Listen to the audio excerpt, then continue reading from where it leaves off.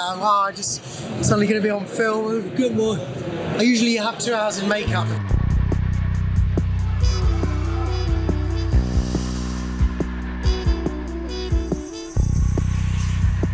Would you like me to be shorter or taller? We're actually doing printing from 4K video. We've sort of hitched into Panasonic and getting 8 meg stills from a 30 frame a second 4K video is and printing up to A3. It's awesome. In like golf, for instance, you can't take pictures during somebody's backswing. Right. Shutters, even with silent shutters, you're just not allowed. But with video, you can do that, and you can finally get. There's a guy who's got a picture of Rory McIlroy in his backswing, and it's like one of the only pictures of him in his backswing. And we were printing it earlier today, which was quite fun. The satin and the gloss and the matte papers are our most popular type of papers. They're an everyday type of paper. One of the main things that we've been working on, though, is looking at more fine art papers that can reproduce the darkroom fibre-based papers. Now, we started this with the platinum gloss about, it was one of our first papers probably 8 years ago.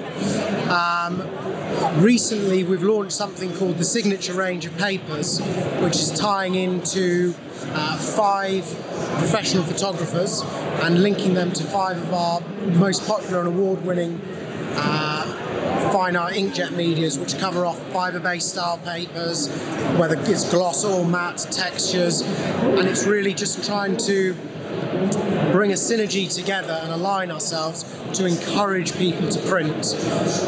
Print, people don't always think is needed to finish the image off. We're obviously very keen that, you know, a print on screen and a print in your hand are 2 very different things, and actually the aesthetics of the paper, the touch, the feel, all that side of it is really important as well. It brings the image together. I remember growing up, my parents had shoe boxes full of 6x4 prints, and every now and then we'd go into them and we'd laugh at my parents, how they used to look and how we used to look and why they dressed us in that dress. Now that's kind of a lost thing. There aren't the shoe boxes that used to be full.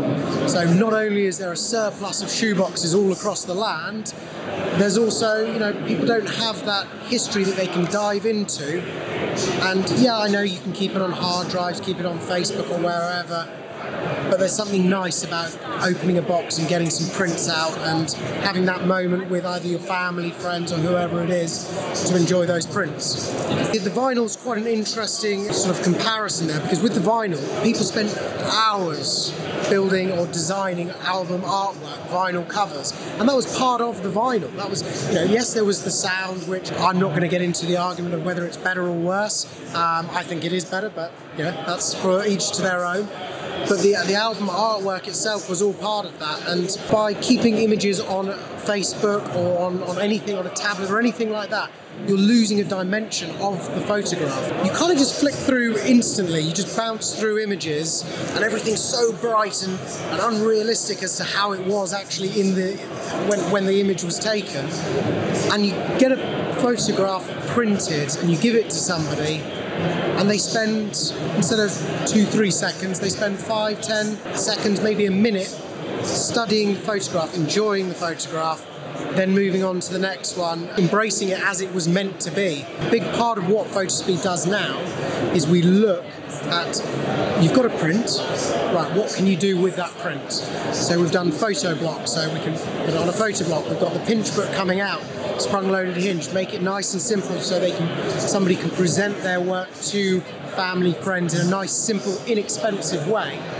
We've got the panoramic paper, unique on the market. It allows them to print their landscape photographs nice and quickly and simply in that manner. Landscape photography is the biggest genre of photography, so it's always looking at new ways to present people's work.